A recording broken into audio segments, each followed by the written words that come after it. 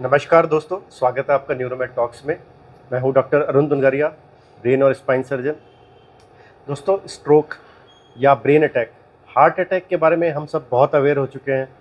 बहुत सी awareness society में आ चुकी है कि हार्ट अटैक के लक्षण क्या होते हैं, कैसे तुरंत अगर मेडिकल असिस्टेंट मिले तो हार्ट अटैक से बचा जा सकता है। लेकिन ब्रेन अटैक के बारे में अभी भी इग्नोरेंस है, अवेयरनेस इतनी नहीं है। तो आज का ये टॉपिक इसी बारे में है। ब्रेन अटैक, स्ट्रोक या लकवा जिसे आम भाषा में कहते हैं, ये किन किन कारणों से होता है, क्या क्या लक्षण होते हैं, किस तरह से डायग्नोसिस होगा और ट्रीटमेंट क्या है, इसी के बारे में आज का ये पूरा वीडियो है। दोस्तों, स्ट्रोक को हम इस तरह से समझ सकते हैं कि जिस तरह से हार्ट अटैक में थोड़े समय के लिए हार्ट की ब्लड सप्लाई बंद हो जाती है या परमानेंटली जो ब्लड सप्लाई है, वेसल्स जो हार्ट में जा रही है उनमें ब्लॉक आ जाता है, तो हार्ट का फंक्शन कम हो जाता है, हार्ट पंप करना कम कर देता है। ठीक उसी तरह से ब्रेन में भी ब्लड सप्लाई है, और ब्रेन की ब्लड सप्लाई अगर थोड़े टाइम के लिए बंद हो रही है या परमानेंटली ब्लॉक हो रही है तो जो लक्षण आते हैं उन्हें हम स्ट्रोक कहते हैं, या आम भाषा में उसे लकवा भी कहते हैं। सबसे पहली चीज़ कि ब्रेन इटसेल्फ, वहाँ पे ऐसी जो टिश्यूज़ हैं ब्रेन के, वो इतने ख़राब नहीं होते एज के साथ, लेकिन ब्लड वेसल्स, जो वहाँ की ब्लड सप्लाई है, वो शरीर में जो कोई दूसरी जगह पे ब्लड सप्लाई जा रही है, उस तरह से वहाँ की ब्लड सप्लाई भी हैम्पर हो सकती है, ख़राब हो सकती है। और वही सबसे मेन कारण है स्ट्रोक का या पक्षाघात का या फिर लकवा का। सबसे इम्पॉर्टेंट कारण अगर माने हम स्ट्रोक का नंबर 1 कारण, तो वो है ब्लड प्रेशर।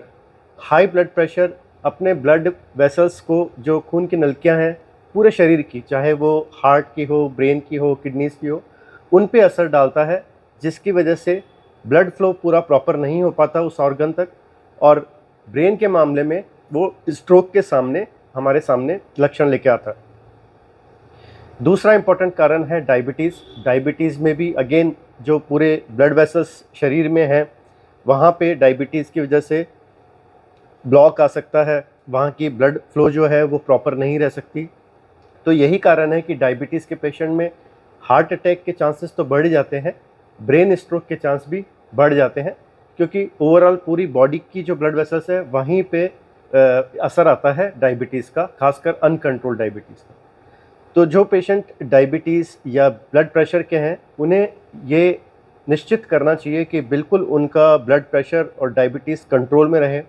जो भी मेडिसिन फिजिशियन या कार्डियोलॉजिस्ट या डायबिटीज़ के डॉक्टर उनको प्रिस्क्राइब कर रहे हैं, या फिर इंसुलिन अगर प्रिस्क्राइब कर रहे हैं डायबिटीज़ जहाँ पे ज़्यादा है उसके मामले में, तो प्रॉपरली उसे लें, ब्लड शुगर को मेंटेन रखें, जिससे आपके स्ट्रोक होने के चांस काफ़ी कम हो जाएंगे। यहाँ पे एक इम्पॉर्टेंट चीज़ डायबिटीज़ वाले पेशेंट्स के लिए है कि भाई सुबह का शुगर आपने चेक किया था, वो सब तो ठीक ही चल रहा है, लेकिन फिर भी डायबिटीज़ इतना अच्छा कंट्रोल में नहीं है। तो यहाँ पे एक टेस्ट की बहुत इम्पोर्टेंस है, HbA1c। ये टेस्ट होता है जो हीमोग्लोबिन हमारा होता है, वहाँ पे कितना शुगर का असर आया है उसको चेक करने के लिए होता है, और ये लगभग एवरेज जो पिछले 3 महीने का ब्लड शुगर लेवल रहा है उसको बहुत अच्छे से बताता है। तो HbA1c किया जा सकता है अगर शुगर कंट्रोल को बहुत अच्छे से देखना है तो। और नॉर्मल अपना जो फास्टिंग ब्लड शुगर है और खाना खाने के बाद का ब्लड शुगर है, वो तो नॉर्मली करते ही हैं, लेकिन ये एक टेस्ट है जो ज़रूरी है। ब्लड प्रेशर वाले पेशेंट्स के लिए बीपी इंस्ट्रूमेंट वो घर में रख सकते हैं। इलेक्ट्रॉनिक जो बीपी इंस्ट्रूमेंट आता है वो भी यूज़ कर सकते हैं अगर वो मैनुअल वाले में इतने कंफर्टेबल नहीं है या उनको बहुत अच्छे से नहीं आ पा रहा है। इलेक्ट्रॉनिक जो बीपी मॉनिटर होता है वो इतना एक्यूरेट तो नहीं होता, बट ठीक है, वो एक अंदाज़ा दे देगा। अगर ब्लड प्रेशर एक बहुत ही ज़्यादा लिमिट से बाहर जा रहा है तो एक हमें आइडिया लग जाएगा, और हम तुरंत उसके अकॉर्डिंग अपना जो भी एक्शन लेना है वो ले सकते हैं। इसके अलावा दोस्तों, कुछ इटसेल्फ ब्लड में ही ऐसी प्रॉब्लम्स हो सकती हैं, जैसे कि ब्लड का गाढ़ा होना, जिसे आम भाषा में कहते हैं। ब्लड का गाढ़ा होने का मतलब यह है कि उसकी जो ब्लड की फ़्लो की टेंडेंसी है वो कम हो जाएगी, उसके ब्लॉक होने के चांस ज़्यादा हो जाएंगे। इसीलिए जिन पेशेंट्स में ब्लड को जल्दी से क्लॉट नहीं होता है या बहुत जल्दी क्लॉट हो जाता है, तो उनमें भी स्ट्रोक की प्रॉब्लम आ सकती है। नेचुरल है, क्योंकि ब्लड फ्लो अगर सही से नहीं है और वहाँ पे क्लॉट बन रहा है ब्रेन में, तो अगेन वो स्ट्रोक या ब्रेन अटैक के रूप में सामने आ सकता है। इसके अलावा दोस्तों एक और इम्पॉर्टेंट कारण होता है स्ट्रोक का, कार्डियोजेनिक। कार्डियोजेनिक का मतलब है हमारे हार्ट में ऐसी प्रॉब्लम आना, जैसे कि एएफ जिसे कहते हैं, एट्रियल फिब्रिलेशन। इसमें होता यह है कि कुछ क्लॉट्स बन जाता है हार्ट में, और वहीं से वो क्लॉट के कुछ पीसेस ऊपर चले जाते हैं, टुकड़े, और वहाँ पे वो ब्रेन अटैक या लकवा की कंडीशन को जन्म दे सकते हैं। तो अगर डाउट है कि कार्डियोजेनिक है, लकवा जो है वो हार्ट की प्रॉब्लम की वजह से आया है, तो हार्ट का भी पूरा चेकअप एक अच्छे कार्डियोलॉजिस्ट के द्वारा वो भी बहुत ज़रूरी है। और यहाँ पे ये भी बात इतनी ही इम्पॉर्टेंट है कि अगर ब्रेन स्ट्रोक पहले पेशेंट ब्रेन अटैक के साथ में प्रेजेंट कर रहा है, तो बहुत ज़रूरी है उसके हार्ट को भी पूरा इवेल्युएट किया जाए, क्योंकि जैसा मैंने बताया, अगर सिस्टमिक प्रॉब्लम है, डायबिटीज़ या ब्लड प्रेशर, तो वो आपके सिर्फ ब्रेन पे अटैक नहीं कर रही है, वो पूरे बॉडी की ब्लड वेसल्स पे ही अटैक कर रही है। तो हार्ट और किडनी, ये 2 ऑर्गन है जो बहुत इंपॉर्टेंट है। यहाँ पे भी हमें देखना चाहिए कि जिस तरह से असर ब्रेन पे आया है, वैसा ही हार्ट या किडनी पे तो नहीं आ रहा, तो वो भी ज़रूर चेक करा लेना चाहिए। अब बात करते हैं लक्षणों की। तो सबसे जो इम्पोर्टेंट लक्षण आजकल अवेयरनेस क्रिएट करने के लिए बताया जा रहा है, वो है FAST, फास्ट। फास्ट का मतलब है, F से मतलब है फेस, A से मतलब है आर्म, S से मतलब है स्पीच, और T से मतलब है टाइम। यहाँ पे दोस्तों मतलब ये है कि अगर इस तरह का कोई लक्षण है, जैसे कि आपके फेस पे कोई वीकनेस आ रही है, फेस पे टेढ़ापन आ रहा है, स्पीच में बोलने में दिक्कत आ रही है, और आर्म जो आपका हाथ है यहाँ पे वीकनेस आ रही है, कमजोरी आ रही है हाथ में, तो आपको तुरंत एक्ट करना है, क्योंकि ये बहुत कॉमन सबसे सिम्टम है जो स्ट्रोक के पेशेंट में आते हैं। अब थोड़ा डिटेल में अगर बात करें, तो सबसे पहले चेहरे का टेढ़ापन हम बता ही चुके हैं। हाथ या पैर में सूनापन आना, कमजोरी आना, ये भी बहुत इम्पॉर्टेंट लक्षण है। स्पीच में प्रॉब्लम आना, बोलने में दिक्कत आना, ये भी बहुत कॉमन है। रेयरली पेशेंट प्रेजेंट कर सकता है कि उसको सीजर्स आ गए थे, मिर्गी का दौरा आ गया था, तो वो भी एक सिम्टम है, वो स्ट्रोक को दिखा सकता है कि स्ट्रोक की वजह से ये मिर्गी का दौरा आया था। जहाँ पे हम हेमरेजिक स्ट्रोक की बात करते हैं, मतलब ब्रेन हेमरेज जिसे हम कहते हैं, वहाँ पे जो लक्षण है वो थोड़े से रैपिडली आते हैं, तेज़ आते हैं, और पेशेंट एक सिरदर्द भी बहुत तेज़ी से बता सकता है कि बहुत तेज़ सिरदर्द हो रहा है। उसके बाद कुछ इस तरह के लक्षण आ रहे हैं कि हाथ पैर में कमजोरी या बोलने में दिक्कत, या बेहोशी भी हो सकती है, अनकॉन्शियसनेस हो सकती है, ये सब प्रॉब्लम आ सकती है। यहाँ पे एक बात और ज़रूरी है कि जो स्ट्रोक है उसको एक तरह से डिवाइड किया गया है, माइनर स्ट्रोक और एक मेजर स्ट्रोक। माइनर स्ट्रोक का मतलब है कि कुछ क्षण के लिए ब्लड सप्लाई ब्रेन में वो बंद हुई है और वो वापस से अपनी रीस्टोर हो गई है, वापस से फ्लो बन गया है। तो यहाँ पे जो प्रॉब्लम आएगी वो ट्रांजिएंट होगी, टेम्परेरी होगी, थोड़े टाइम के लिए होगी। इसको नाम दिया गया है TIA, ट्रांजिएंट इस्केमिक अटैक। मतलब ये है कि बहुत छोटे टाइम के लिए ट्रांजिएंटली इस्कीमिया हुआ है। इस्कीमिया मतलब खून की जो कमी होती है, खून का जो ब्लॉकेज अगर हुआ है तो उसकी वजह से जो डैमेज होता है उसे इस्कीमिया कहते हैं टेक्निकल भाषा में। तो ट्रांजिएंट इस्केमिक अटैक ये कंडीशन होती है जब कोई भी प्रॉब्लम, कोई भी लक्षण स्ट्रोक के आ रहे हैं, चाहे वो स्पीच में दिक्कत हो, चाहे हाथ पैरों में दिक्कत हो, वो थोड़े टाइम के लिए है, विद इन कह सकते हैं 24 आवर्स पूरी तरह से वापस नॉर्मल हो गए हैं पेशेंट। और ये कॉमन प्रेजेंटेशन भी होती है। पेशेंट्स आते हैं कि सर परसों रात को ऐसा, कल रात को ऐसा हुआ कि अचानक से मेरे को बोलने में दिक्कत आई और मेरे हाथ में कुछ हुआ, और फिर हम काफ़ी घबरा गए, हमने कुछ दवाई वाई ले ली, जो भी धारणाएं हैं कि इस तरह की मेडिसिन ले लेनी चाहिए, या रूरल बैकग्राउंड में बहुत ज़्यादा धारणा है कि अफीम चटा दी जाती है, ऐसी कोई सिम्टम होते हैं स्ट्रोक के तो वो दे दी जाती है। हालांकि वो मेडिकली नज़रिए से सही नहीं है, बट बहुत कॉमनली लोग देते हैं, और उसके बाद जो सिम्टम थे वो रिवर्ट हो गए, वापस से पेशेंट वैसे ही हो गया, और अब आपको दिखाने आए हैं कि ऐसा हमारे साथ हुआ था। तो ये टिपिकल प्रेजेंटेशन है TIA की। TIA एक तरह से आपको वार्निंग दी गई है, बॉडी में एक वार्निंग आई है कि आपको एक मेजर स्ट्रोक, पूरा लकवा हो सकता है, क्योंकि TIA जिसको हो गया है 30 to 40% आप केसेस में मान के चलिए उन्हें आगे जाके स्ट्रोक का रिस्क बहुत बढ़ जाता है। तो TIA हो गया तो उसको लाइटली ना लें। इस तरह के कोई भी सिम्टम थोड़े टाइम के लिए ही चाहे आए हैं, खासकर BP और शुगर वाले पेशेंट में, तो तुरंत आप न्यूरोलॉजिस्ट या न्यूरोसर्जन से कंसल्ट करें। टीआई के बाद अगर बात करें प्रॉपर अगर स्ट्रोक की, तो वहाँ पे जो ब्लड सप्लाई में कमी आई थी, वहाँ रुकावट आई थी, वो एक तरह से थोड़े लंबे समय के लिए आ गई है और उसकी वजह से कुछ हिस्सा ब्रेन का परमानेंटली डैमेज हो गया है। यहाँ पे जो प्रेजेंटेशन होती है वो जैसा हमने डिस्कस किया, पूरी तरह लकवा पेशेंट में आएगा, हाथ और पैर पूरी तरह पैरालिसिस हो सकते हैं या ट्रांजेंट पार्शली पैरालिसिस हो सकते हैं, थोड़ा थोड़ा उठा पा रहे हैं लेकिन पूरी तरह प्रॉपर काम नहीं कर रहा है हाथ और पैर, फेस का टेढ़ापन और स्पीच बोल नहीं पा रहे हैं, या फिर रेयरली अगर ऑक्सीपिटल लोब वहाँ पे अगर कोई हमारे ब्लॉकेज है तो दिखाई देने में भी सिम्टम आते हैं, दिखाई नहीं देता है, देखने में दिक्कत आती है। तो ये सारे सिम्टम हो सकते हैं स्ट्रोक के। पूरी तरह से अगर स्ट्रोक आया है और टीआईए नहीं है, टीआईए तो क्योंकि रिजॉल्व हो जाता है विद इन 24 आवर्स, इस तरह के सिम्टम आ रहे हैं, 2 दिन 3 दिन हो गए हैं, तो इमीडिएट न्यूरोसर्जन या न्यूरोलॉजिस्ट को कंसल्ट करके प्रॉपर ट्रीटमेंट इसका स्टार्ट करें।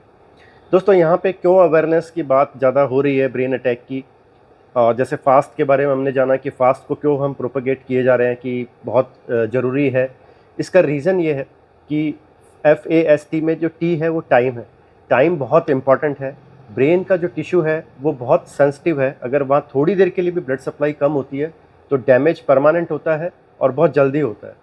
इसलिए अगर इस तरह के कोई भी लक्षण हैं, स्ट्रोक के कोई भी लक्षण आ रहे हैं, जो लक्षण मैंने इनमें से बताए, तो आपको तुरंत अगर टाइम से हम हॉस्पिटल पहुंच के प्रॉपर CT या MRI हो जाता है, कंफर्म हो जाता है, और स्ट्रेप्टोकाइनेस का नाम आपने सुना होगा, ये हार्ट अटैक में दी जाती थी, हालांकि अब इसके जो हायर वर्जन है, जो प्यूरिफाइड वर्जन है वो दिए जाते हैं।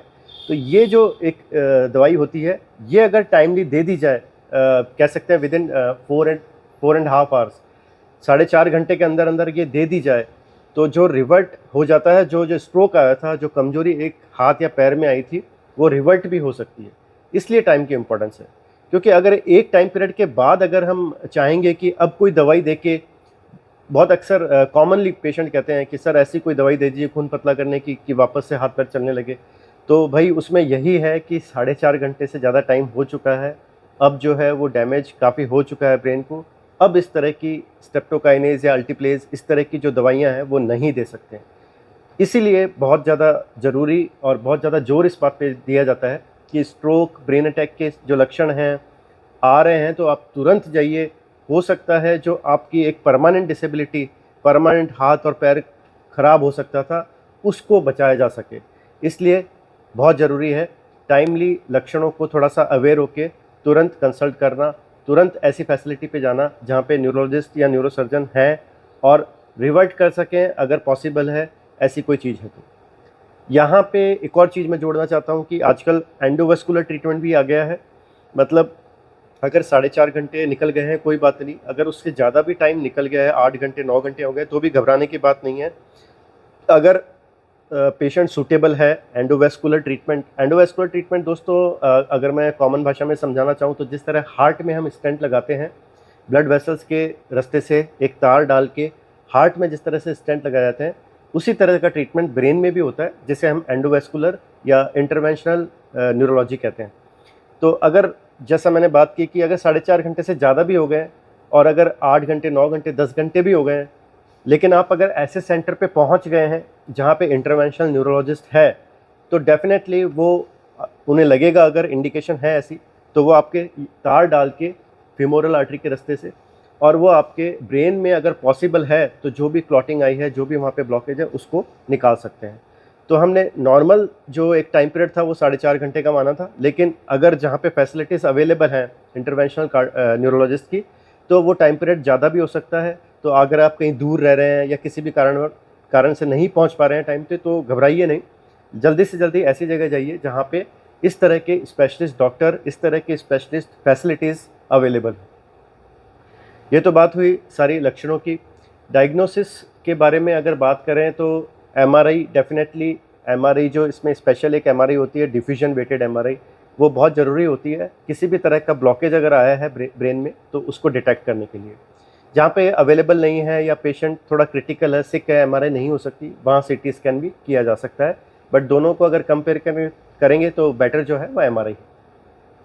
डायग्नोसिस के बाद में हमें जो ट्रीटमेंट देना होता है, उसमें मेनली डिपेंड करता है कि जो स्ट्रोक आया है, ब्रेन अटैक आया है, वो हेमरेजिक है, मतलब वहाँ पे ब्लड ब्रेन हेमरेज हुआ है, या फिर इस्कीमिक है, मतलब वहाँ पे जो ब्लड सप्लाई है वो बंद हुई है और ब्रेन के कुछ हिस्से में ब्लड सप्लाई नहीं जा रही है, उसको हम इस्कीमिक स्ट्रोक कहते हैं। तो दोनों का ट्रीटमेंट, कुछ कॉमन ट्रीटमेंट होता है जैसे कि ब्रेन की सूजन कम करना, दौरे ना आए इसलिए दवाई देना, ब्लड फ्लो अच्छे से बना रहे वो कुछ दवाइयाँ होती है वो दी जाए, जो न्यूरॉन्स हैं जो डैमेज हो रहे हैं स्ट्रोक की वजह से उनको रिकवर करने की कुछ दवाई दी जाए। ये सब तो दोनों में कॉमन होती है, बट खून पतला करने की दवाई जिसे कहते हैं हम इस इनॉक्सोपेरिन या लो मॉलिक्यूलर वेट हेपेरिन, ये इस्कीमिक स्ट्रोक में दिया जा सकता है, लेकिन हेमरेजिक स्ट्रोक में ये नहीं दिया जा सकता। इसी तरह से जो एस्पिरिन गोली होती है एंटीप्लेटलेट, जो अगेन खून को पतला करती है, तो वो हेमरेजिक स्ट्रोक में इमीडिएटली नहीं दिया जा सकता, इस्कीमिक स्ट्रोक में वो दिया जाता है। तो यहाँ पे इम्पोर्टेंस है इमेजिंग की, एमआरआई या सीटी की, उसके बेसिस पे थोड़ा ट्रीटमेंट डिफ़र करता है कि किस तरह का स्ट्रोक है और किस तरह से आगे हमें बढ़ना है। पेशेंट जो होते हैं स्ट्रोक के वो अमूमन थोड़ा टाइम लेते हैं, धीरे धीरे जो ब्रेन का पार्ट डैमेज हुआ है वो रिकवर होता है। कुछ एक्सट्रीम केसेस में पेशेंट को लंबा समय लग जाता है, उसे वेंटिलेटर पे भी लेना पड़ सकता है अगर वो पूरी तरह से होश में नहीं है तो। और जहाँ पे वो होश में है तो धीरे धीरे उसके हाथ और पैर की अपन एक्सरसाइज, फिजियोथेरेपी, मेडिसिन्स, इन सब से एक रिकवरी अच्छे लेवल तक आ सकती है। तो यहाँ पे रिहैबिलिटेशन या फिजियोथेरेपिस्ट का बहुत अच्छा रोल है इस तरह के स्ट्रोक के पेशेंट्स में रिकवरी में। जो भी प्रॉब्लम की वजह से स्ट्रोक आया है, बीपी, शुगर, उसे कंट्रोल में साथ में उसको भी साथ में ज़रूरी है कि कंट्रोल में रखा जाए। जैसे जैसे फिजियोथेरेपी और रिहैब चल रहा है, साथ में जो प्राइमरी प्रॉब्लम है उसको भी कंट्रोल रखना ज़रूरी है। तो दोस्तों ये था मोटे तौर पे स्ट्रोक के बारे में, ब्रेन अटैक के बारे में। आज हमने बात की कि किस तरह से लक्षण होते हैं और क्यों इम्पोर्टेंस है, अगर टाइम इसमें बहुत इम्पॉर्टेंट है। टाइमली अगर कोई स्ट्रोक का पेशेंट सही जगह पे पहुंचता है तो डेफिनेटली एक परमानेंट डिसेबिलिटी से, परमानेंटली उसके हाथ और पैर कमज़ोर जो हो जाते हैं, उससे बचाया जा सकता है। अगर ये वीडियो आपको पसंद आया तो शेयर कीजिए, हमारे चैनल को सब्सक्राइब करिए इस तरह के टॉपिक्स के लिए, न्यूरो, ब्रेन, स्पाइन और पेन से रिलेटेड टॉपिक्स के लिए। Thank you so much.